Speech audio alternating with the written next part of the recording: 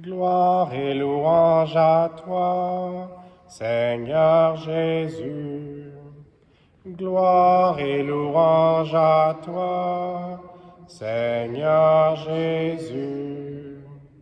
Maintenant, dit le Seigneur, revenez à moi de tout votre cœur, car je suis tendre et miséricordieux.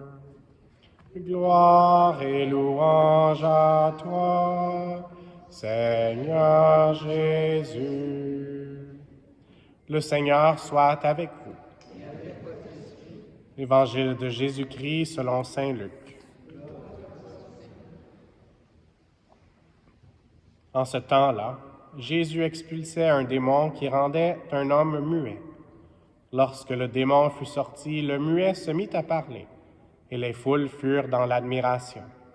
Mais certains d'entre eux dirent, « C'est par Béelzéboul, le chef des démons, qu'il expulse les démons. » D'autres, pour le mettre à l'épreuve, cherchaient à obtenir de lui un signe venant du ciel. Jésus, connaissant leurs pensées, leur dit, « Tout royaume divisé contre lui-même devient désert. Ses maisons s'écroulent les unes sur les autres. Si Satan lui aussi est divisé contre lui-même, comment son royaume tiendra-t-il? Vous dites en effet que c'est par Béelzéboul que j'expulse les démons, mais si c'est par Béelzéboul que moi je les expulse, vos disciples, par qui les expulsent-ils? Dès lors, ils seront eux-mêmes vos juges. En revanche, si c'est par le doigt de Dieu que j'expulse les démons, c'est donc que le règne de Dieu est venu jusqu'à vous. Quand l'homme fort et bien armé garde son palais, tout ce qui lui appartient est en sécurité. Mais si un plus fort survient et triomphe de lui, il lui enlève son armement, auquel il se fiait, et il distribue tout ce dont il l'a dépouillé. Celui qui n'est pas avec moi est contre moi. Celui qui ne rassemble pas avec moi disperse. Acclamons la parole de Dieu.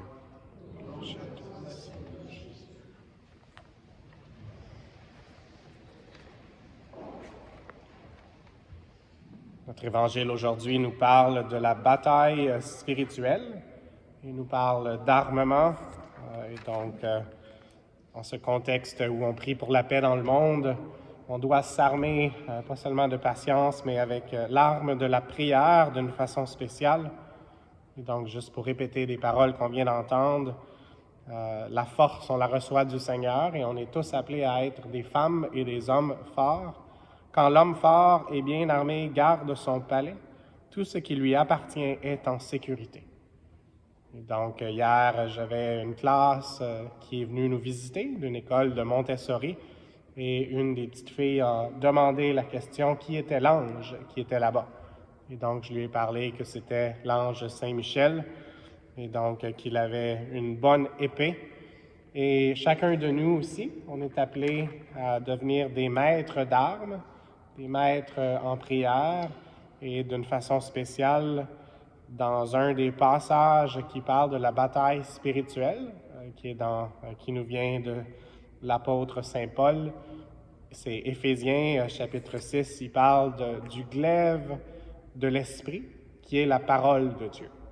Et donc, ça, c'est une des armes avec laquelle on devrait demander au Seigneur de nous aider à devenir toujours plus habiles, toujours que ce soit quelque chose de plus profondément en nous, qu'on puisse avoir, comme dans les mouvements, une mémoire. Donc, c'est souvent, il y a des mouvements qui deviennent automatiques.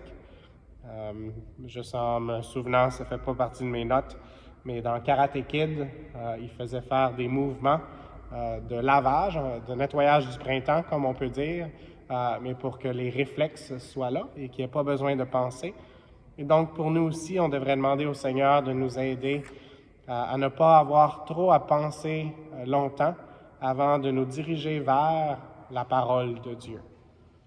Et donc, l'ennemi voudrait qu'on ne répète pas la parole de Dieu. Et c'est pour ça, dans cet épisode de l'Évangile, que la personne était muette. Mais quand elle a retrouvé la facilité de parler, elle pouvait proclamer la gloire de Dieu. Et donc, prions les uns pour les autres aujourd'hui pour qu'on puisse vraiment recevoir cette parole de Dieu et la transmettre aux autres. Et ce sur quoi je voulais me porter plus, mais là j'ai fait un commentaire sur l'Évangile, c'est le psaume qu'on a entendu aujourd'hui. Et juste le mettre en contexte, ça fait quelques semaines que parfois je mentionne une des prières qu'on fait dans l'Église, la prière publique de l'Église, à laquelle les diacres, les prêtres et les évêques promettons de participer. Ça s'appelle le bréviaire ou la liturgie des heures. Et donc, c'est aussi ouvert aux laïcs. Et même, il y a des sites Internet qui permettent de le prier. Un qui s'appelle en français AELF. Et donc, vous pouvez trouver les prières de chaque jour et plusieurs prières par jour. Mais donc, à tous les jours, les gens qui prient le bréviaire prient entre autres le cantique de Zacharie. Et donc, béni soit le Seigneur, le Dieu d'Israël, qui visite et rachète son peuple. Et ça, on prie ça le matin. Et on prie aussi le soir le cantique de Marie, le Magnificat. Mon âme exalte le Seigneur, exulte mon esprit en Dieu mon Sauveur. Et ça continue. Mais une des choses qu'on est invité à faire, et j'utilise la parole « inviter », c'est pour inviter le Seigneur encore plus activement dans notre vie, c'est prier quelque chose qui s'appelle le psaume invitatoire. Et donc, j'avais oublié aussi le cantique de Siméon qu'on dit à la fin de la journée.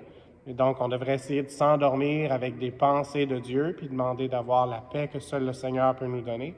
Et quand on se réveille, ce qu'on devrait faire, c'est dire « Seigneur, ouvre mes lèvres, et ma bouche publiera ta louange ». Donc ça fait partie de ce que les prêtres, les diacres et les évêques et plusieurs des personnes qui sont dans la vie consacrée ou même des laïcs disent. Et ensuite, on dit le psaume qu'on a récité aujourd'hui ensemble. Et c'est un psaume qui nous invite à crier de joie pour le Seigneur, à acclamer notre rocher, notre salut. Et donc, je ne le lirai pas tout présentement, mais peut-être que ça vaut la peine que vous le trouviez et que vous fassiez ce devoir qui est de continuer d'aider dans les difficultés les gens à prier et d'une façon spéciale aussi prier pour ceux qui ne prient pas assez. Et je pense que chacun de nous, on a de l'amélioration à faire à ce niveau-là.